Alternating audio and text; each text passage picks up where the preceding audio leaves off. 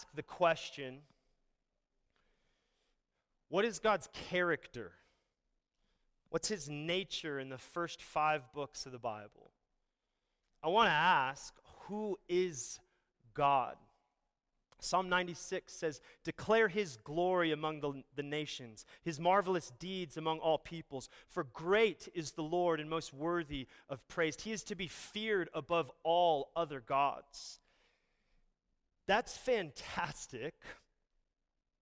But what am I supposed to declare among the nations? What deeds of his am I supposed to know about and tell other people? Why is he worthy? Who is this God?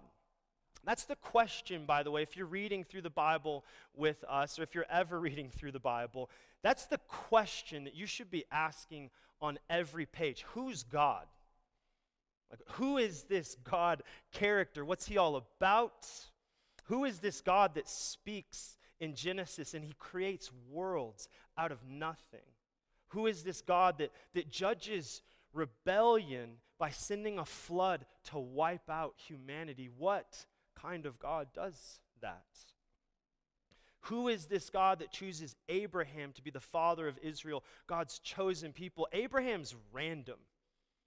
I mean, he should have probably chosen someone else, but why did he choose Abraham? It says something about who? God. Who is the God who chooses Israel? They're weak compared to Egypt or Babylon. They're tiny and random in comparison, but God chose them. No one else. He chose them to carry the torch forward. Who is this God of Genesis, Exodus, Leviticus, Numbers, and Deuteronomy? Maybe you're here today and you're not asking this question. Who is God? When I read the scriptures, I am trying to, as best as I can, ask this in my heart. Like, who are you, Lord? I want to make a conscious effort with sincerity as I turn the pages of Scripture. Maybe some of you are here today and you think you already know. You're like, I know who God is. You're going to try and tell me about that today? I already know. You could just leave, I guess. Maybe some of you aren't sure if there is a God. You sometimes wonder, is the big man upstairs even paying attention to me? Is he even there? You're not sure if some almighty divine being even exists. Maybe some of you just wonder sometimes. You think that he's there, but you're not sure other times. Maybe for some of you, you just don't care. You're too busy. You'll care about this stuff when you get older. Once you have some money in your pocket, you've done most of the things that you really care about. Once you're basically close to dead, that's when you'll think about God. But suppose for a moment, imagine with me that God's real and that God made everything. He made you. He made the coffee plant that was then roasted, ground, and brewed so that you could sip coffee here this morning while you listen with your ears. It's a miracle. Think of this. I listened to, I don't know if any of you geek out on Huberman. I sat and listened to Huberman talk about why he believes in God. He's a neuroscientist, by the way, kind of a leader in his field. And he just talks about how we're sitting here talking to one another. And we understand and comprehend and process information going back and forth between two beings. And he just says, there's no way that some kind of divine being, there's no way that this just happened at random. There's a God. That's what he says. I don't know. If you guys like Huberman podcasts, then that proves it for you. You're listening right now with ears, processing with a mind, and that mind and those ears, what if God gave them to you? And that personality you have, and the skills, and the dreams that are within you, what if God made all those things? Wouldn't you care to know who he is? So I'm trying to get you to care about who God is, because that's what the Bible wants to tell you about. especially in the first 5 books of the Bible, also known as the Pentateuch or the Torah. Today we're continuing in our Becoming Biblically Literate series. Obviously, we hope to become more literate in the Bible. And, gosh, Siri. How do I turn off Siri? That's not good. Okay. Today I want to do a couple of things. I'm going to retell the story of the first 5 books of the Bible. Then I want to talk about 2 of God's very clear. Okay. I literally just got this iPad. I got to turn you off. Okay. That joke had to really delay.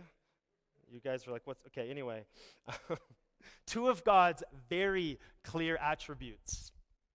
And we're asking who he is. God's glory and God's goodness.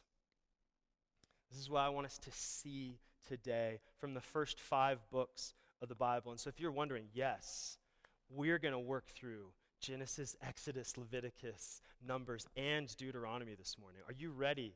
I don't know if you've got the time, but let me recap where we've been in the story so far. Genesis chapter 1 and 2. God establishes his perfect kingdom garden. Throughout this series, I want you to see this. This is a movement of a king and his kingdom. And in the beginning, he started a kingdom in a garden. Everything was at peace. It was perfect. Genesis chapter 3, all hell breaks loose and the kingdom collapses. Humanity rebelled. Genesis 12 through 50, God made a promise to build his kingdom again through Abraham. And if you read the last chapters of Genesis, you can see that things are actually going pretty well. People are increasing in number, like God told them to do. People are becoming more healthy and wealthy. Sounds like some good stuff. But then you turn the page to Exodus. In Exodus 1, verse 8 says, "Then a new king, to whom Joseph meant nothing, came to power in Egypt." And so at the end of Genesis, Joseph is in charge. He's one of the men in charge in Egypt. Things are going well. You turn the page, and it says, now there's a new king who doesn't care about Joseph. Joseph's gone. And this is King Pharaoh. I don't know if you've heard of him. Kind of a big deal in the ancient world. He comes to power, and he doesn't like the idea of Israel, who is just continuing to grow. I mean, if you read, it's like these people are like rabbits, and they're making a lot of other Israelites, and Pharaoh hates this. So he decides to make them his slaves. Israel is enslaved by Pharaoh for 400 years, and then God calls on Moses. Moses is meant to deliver the people. God sends 10 plagues of judgment on Pharaoh. Pharaoh is arrogant. I mean, I don't know if you've read this anytime recently, but God keeps on punishing Pharaoh clearly. And Pharaoh says, whatever. I'm going to just keep on keeping on, just enslaving people. It's awful. He rejects God. He won't release Israel. Israel is finally delivered. You know the story. Pharaoh's army is swallowed up in the Red Sea. Moses and the people, they go on to the wilderness. And in the wilderness, you need to see this and think about this. After they've been rescued, then God gives his law. Then God begins to give his rules and his statutes. That'll make sense in just a moment. But then, on the last page of Exodus, Moses has been working to build this tabernacle. It's going to be a place where God's presence will reside with the people of Israel. But Moses builds it, and then he can't go in. That's the last page of Exodus. Why can't Moses go in? Well, turn the page to Leviticus. You've wondered what the heck Leviticus is all about. In the most simple of terms, this is what Leviticus is all about. It is guidelines on how to be in the presence of God. Moses couldn't go in. God's presence was hovering over the tabernacle. So Leviticus, it says, how? This is how you're going to be able to be in my presence, Israel. It's kind of like, I don't know if you guys remember, in 2017, there was the kind of total full eclipse. Do you guys remember this?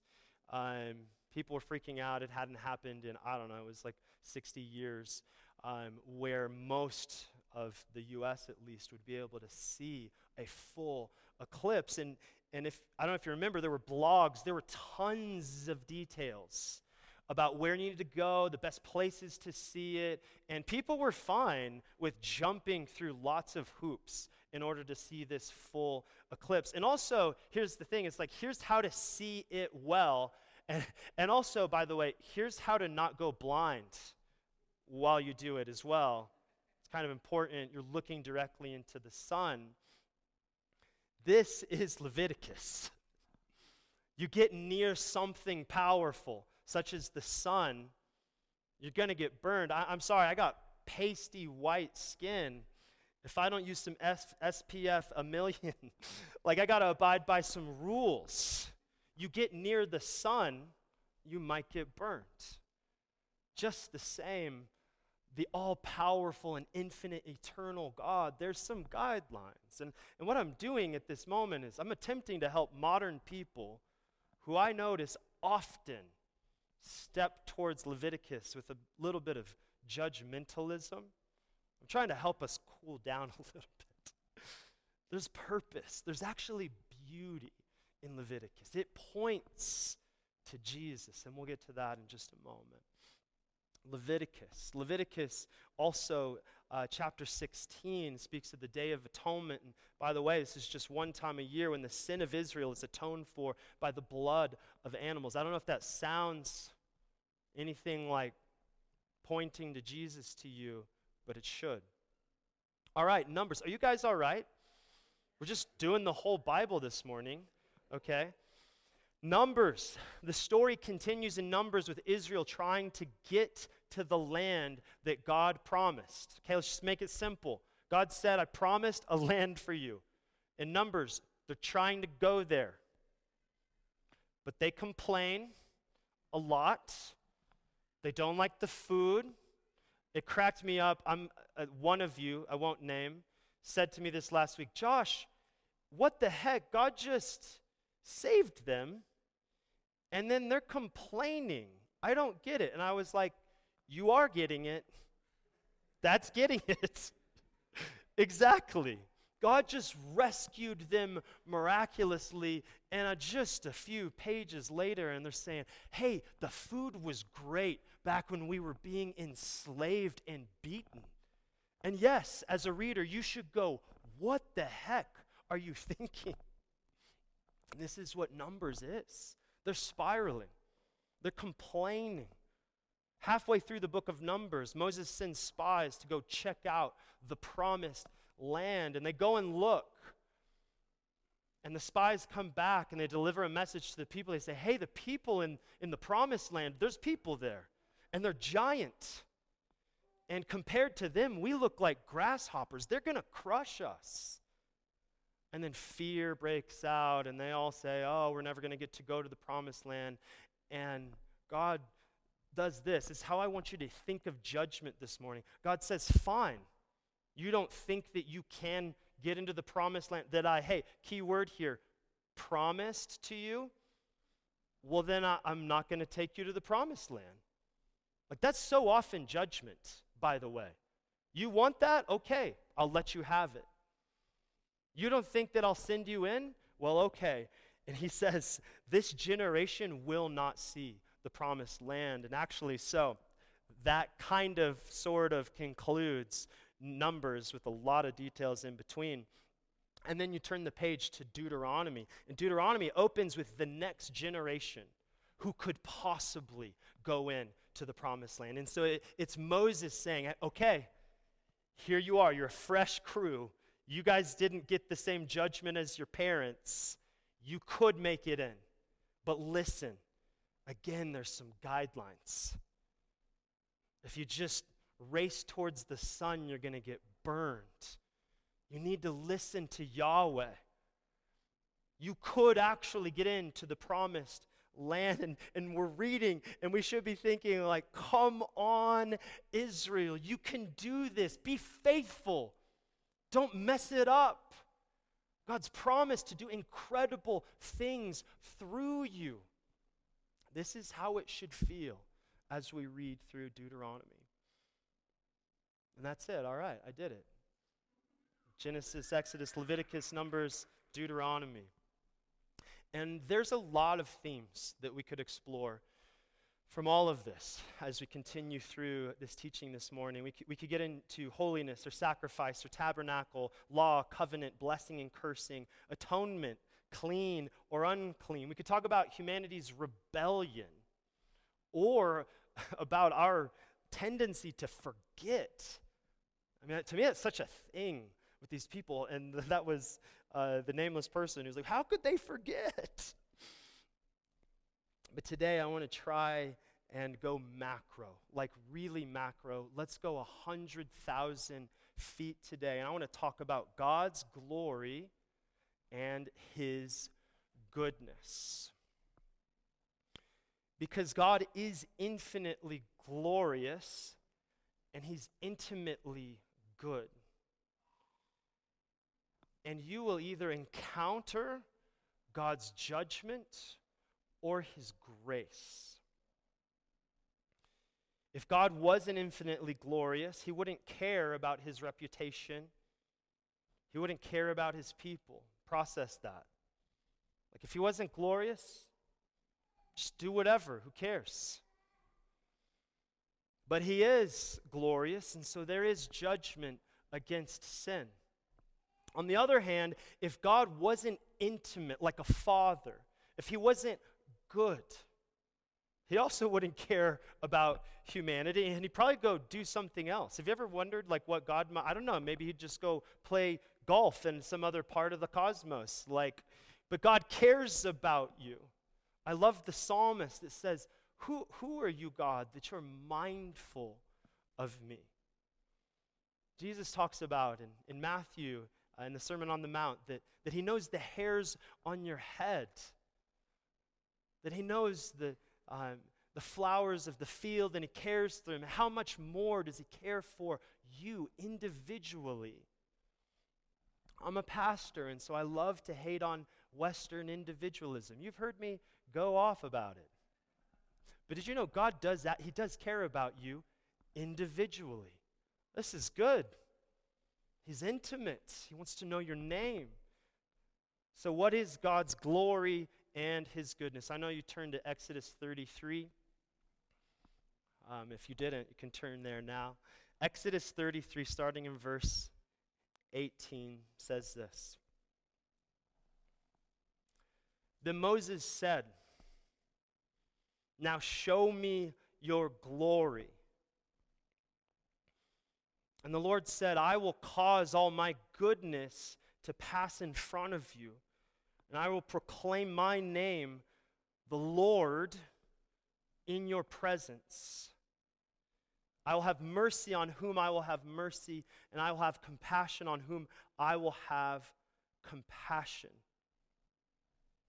Those two words that I'm wanting to highlight are here in this text, glory and goodness. Glory in Hebrew is the word kabod. Can you all say kabod? Well done. Kabod, it does actually mean, it means weightiness. It means heavy. It's not literal. It is figurative. So think 1960s hippies saying, "That's heavy." You know what I'm saying? You guys are like, "No, I say that." You say it. It's heavy. If someone has kabod, they're a weighty or influential person. They're impressive. Kabod means worthy of note. Glory, kabod, it's something or someone who's so worthy of respect. It's something that demands that you pay attention to it. I mean, I hear stories about people walking in the wilderness of Colorado and coming upon a bear. It demands that you do something. It's kabod. Like, this is like, whoa. Glory. Something so worthy of respect. Tim Keller says that God's glory is his infinite weight, his supreme importance. Keller says to give God glory is to obey him unconditionally. And to ever say, I'll obey if, ... is to give something else more importance or glory or weight than God. And so I'm sure you can see where I'm going with this. God should be the most weighty thing. His ways in the world ought to be the most weighty thing that we consider. God should be the one that demands that we stop and go, whoa, what should I do? He's in the middle of the road. Glory. Glory. And Moses asks God, he says, show me. Would you show me your kabod, your weightiness? Will you reveal it to me, God? I'm impressed with Moses, by the way. This feels like, I don't know if I would be asking God. I mean, he's talking with the one who spoke worlds out of nothing. I mean, think weighty. And Moses says, okay, God, show me.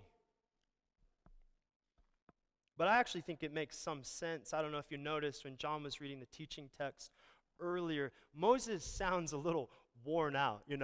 He's been given a really difficult task. He's going around the desert with these really annoying people. I mean, they're in the desert. That doesn't sound great. And Moses is supposed to just be trusting this God. And this takes us to the question of the morning. I think he's thinking the question that I want you to ask and for me to ask, who is this God?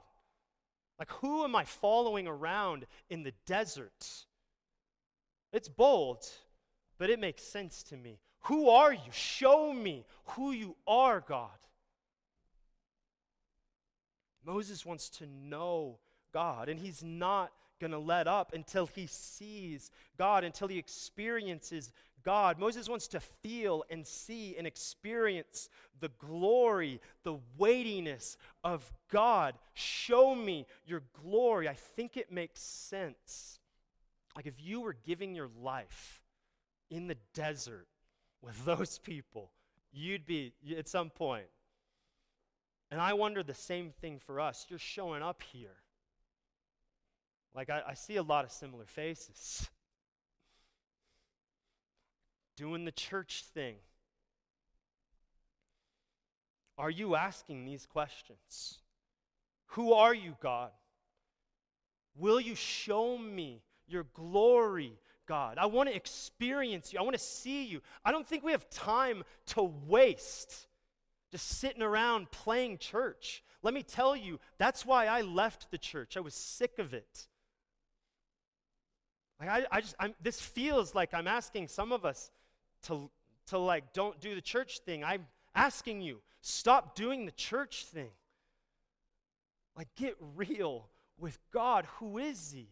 Don't you want to just not play around and know who he is in an intimate way? Don't you want to ask God to show you his glory?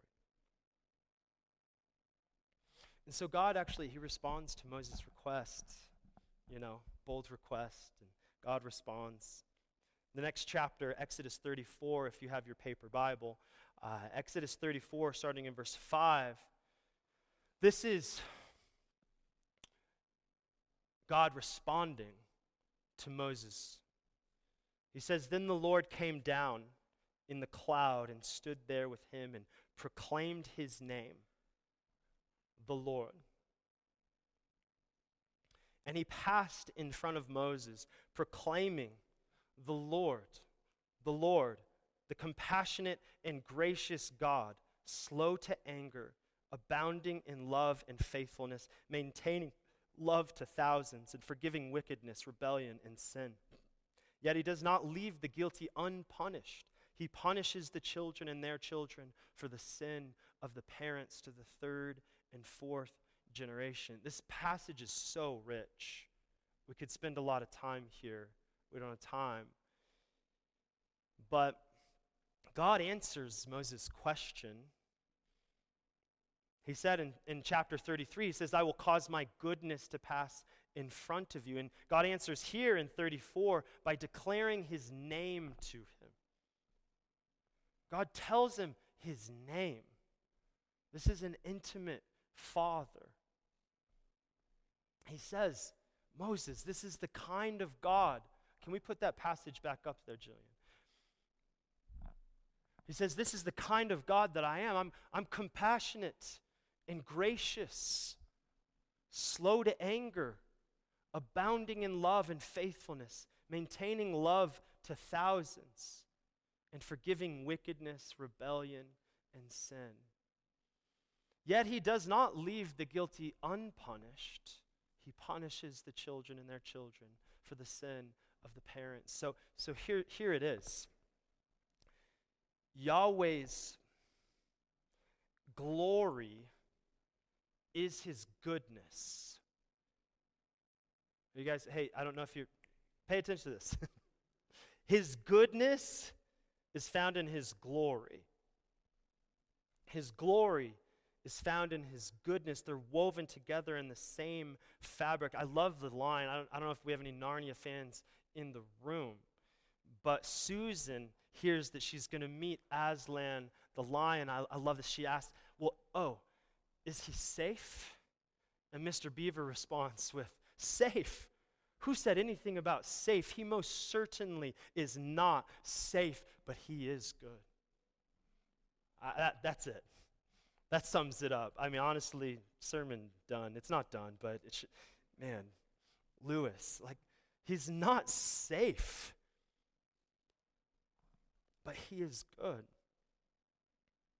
Here's how I want to explain this. Think about that time that you went to lunch with someone from work and you decided, you'll order the double cheeseburger with bacon and chili cheese fries. You ordered first.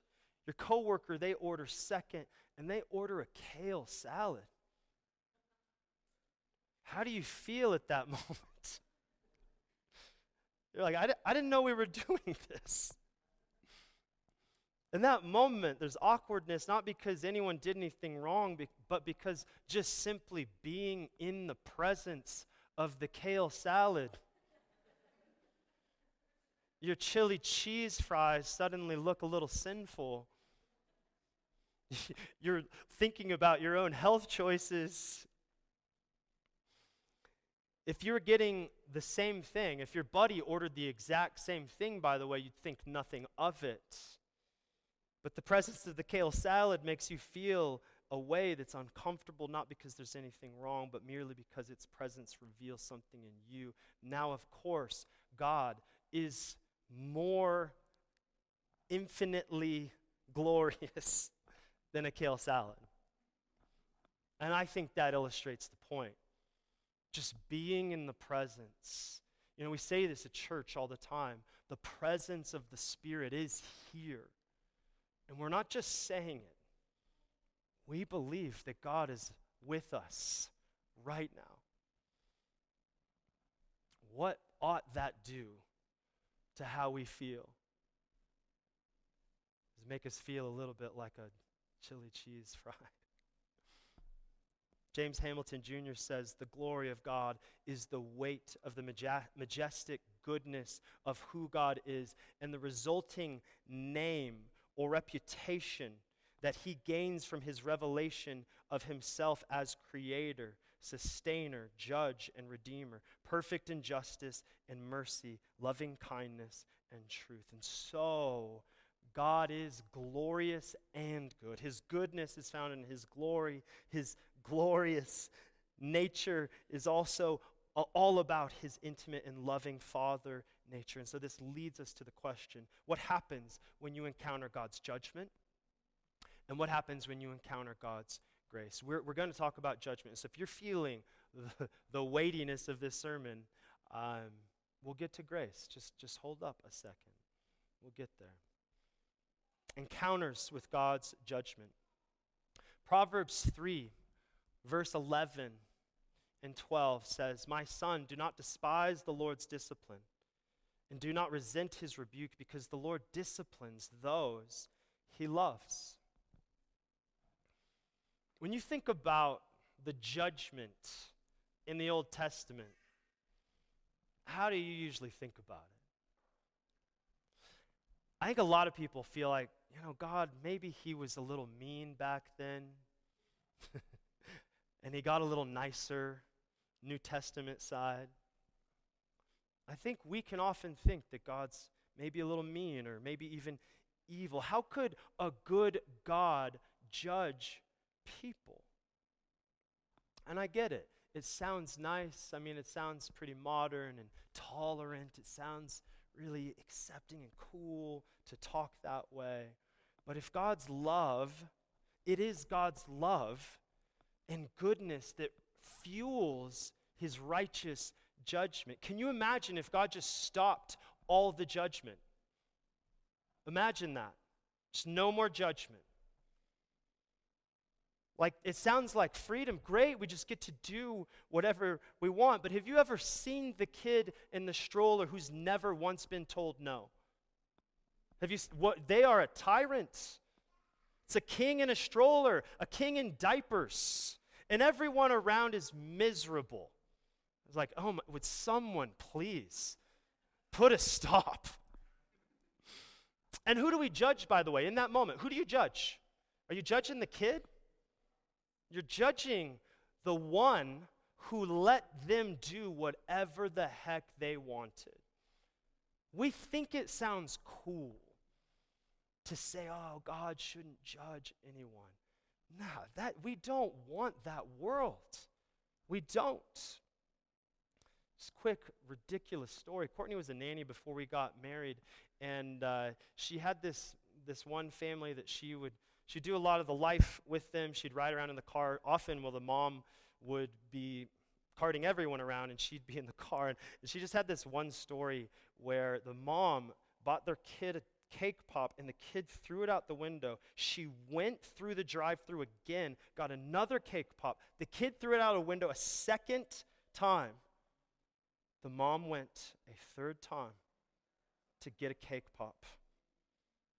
Just wanted to tell that story. I don't know if it means anything, but a world without justice is not a good world. I think about the summer of 2020.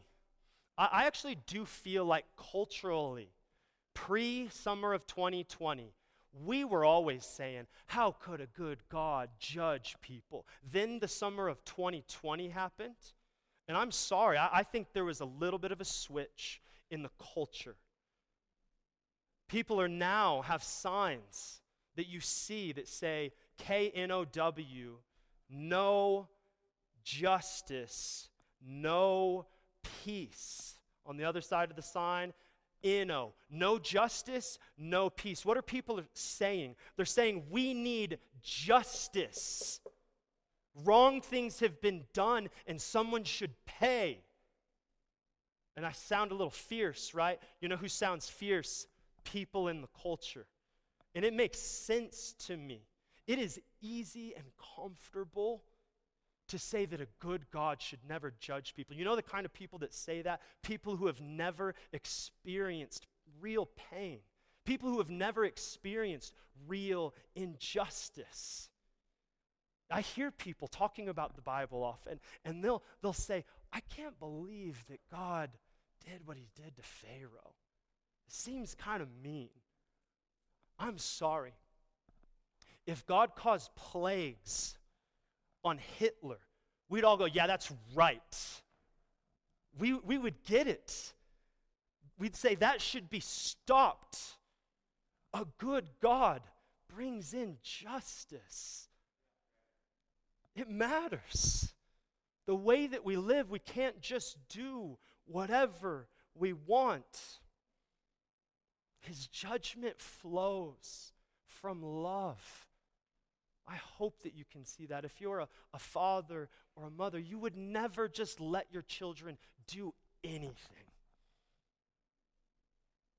That's not love. It's actually insane. That would be evil. Yeah, whatever, just go do whatever you want. A good God will discipline the ones that he loves. This is Proverbs 3. God brings judgment on Pharaoh. The Egyptians, they're arrogant. They're terrorizing and enslaving people, worshiping false gods. The Egyptians, they worshiped frogs. You know what God says? Oh, you like frogs? They worshiped the Nile. You know what God says? Okay, I'm going to put blood in the Nile. God is so patient. I know I'm going to keep on repeating myself each week. I see grace in the Old Testament. I actually think, did you know, I mean, you can look at history, and historians would mainly say that most of the history of the world would say, God's too gracious. Like, why did he let Pharaoh keep on going? 10 plagues? We had to wait to get all the way to 10? He's patient. He's patient with you.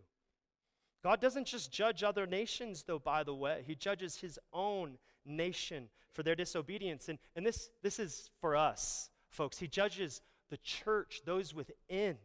Proverbs 3, again, 12, the Lord disciplines those he loves. Jeremiah 25, verse 29 says, see, I am beginning to bring disaster on the city that bears my name. And you will indeed go unpunished, he says, question mark. You will not go unpunished, for I'm calling down a sword on all who live on the earth. 1 Peter 4, verse 17. This is New Testament, by the way. It says, for it is time for judgment to begin in God's house.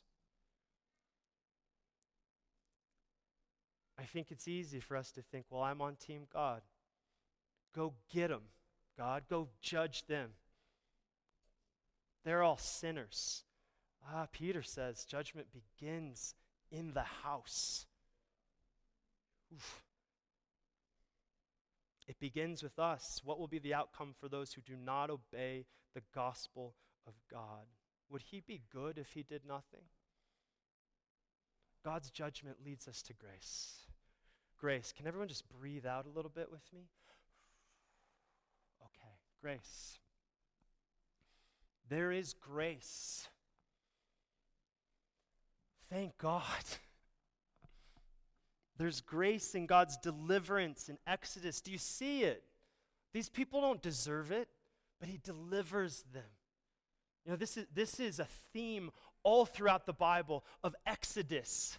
God loves to save his people.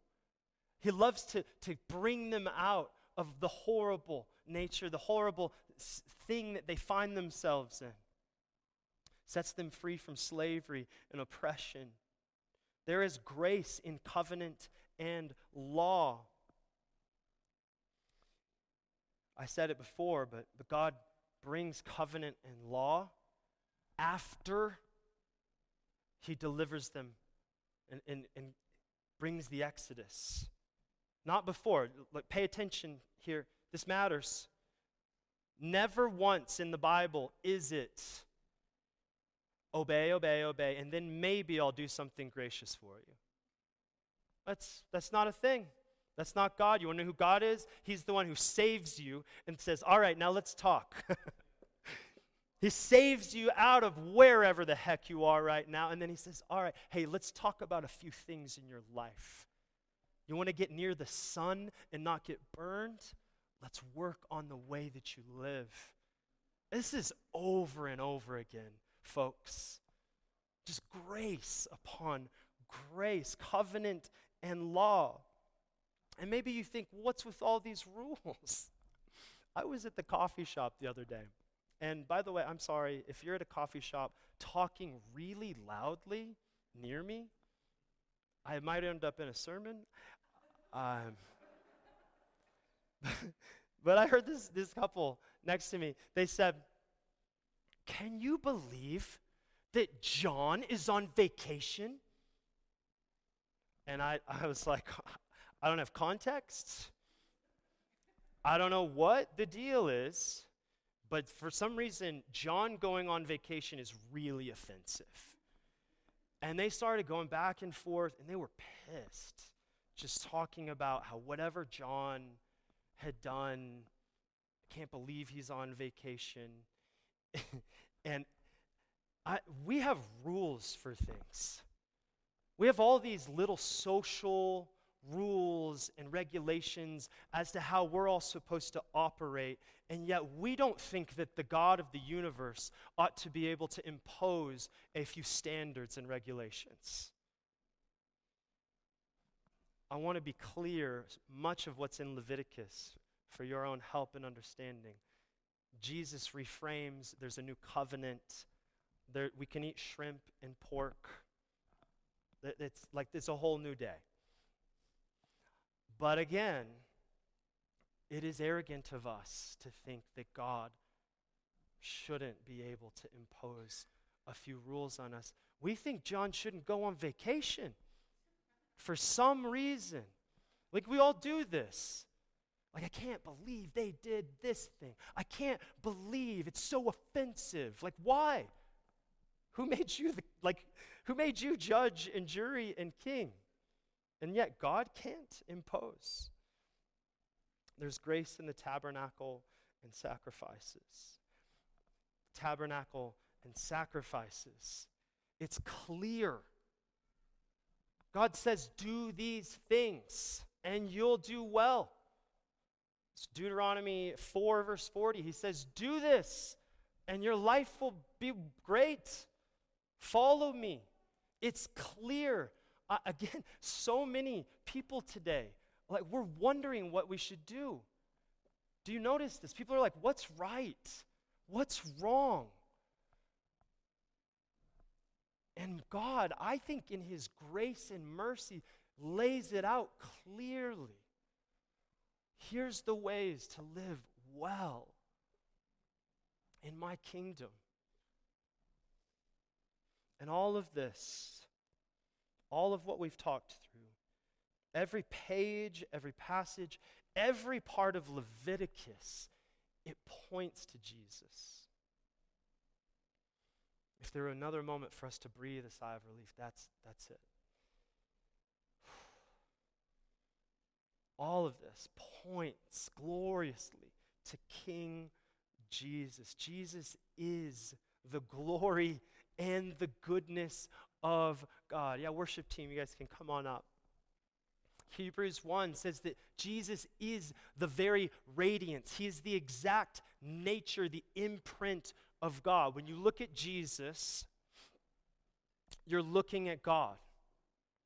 When you read of Jesus and his characteristics and what he's like, that's the same God of the Old Testament. Are you guys with me? Jesus is the glory and the goodness.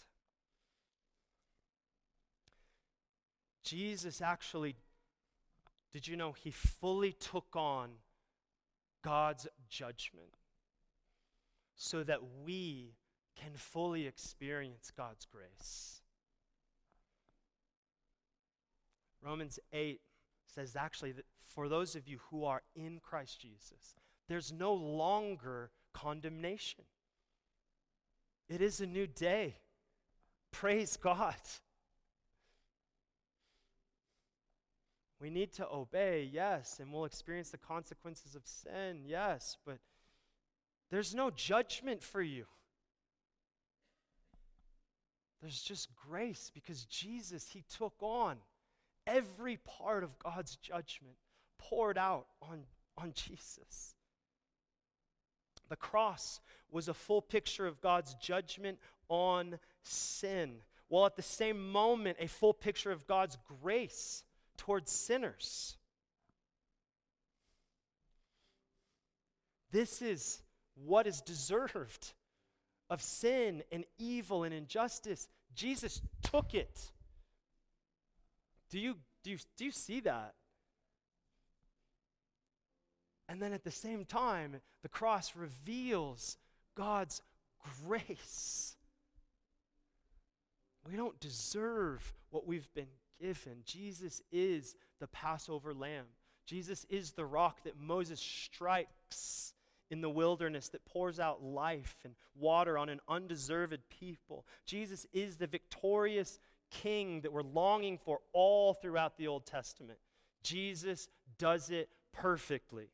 He goes into the wilderness and he doesn't complain. He defeats Satan, no big deal. Jesus is the mediator who stands in the gap between God and his people. Jesus is the tabernacle. You're wondering, what is this tabernacle? What are these sacrifices of weird stuff with bulls and goats and all this stuff? Jesus is the atoning sacrifice, the blood poured on the altar so that we could live free, so that we could have grace. Hebrews explains Leviticus. I heard Tim Keller say this. If you don't get Leviticus, you just need to read Hebrews. It just tells you. And it tells you that Jesus is what Leviticus is longing for. If you read Leviticus and go, no one could ever live up to all this. Yeah, we can't. Thank you, Jesus.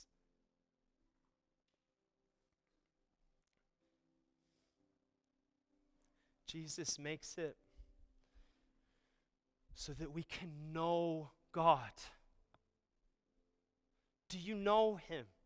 Do you care about knowing him who made you, who knit you together, who gave you dreams?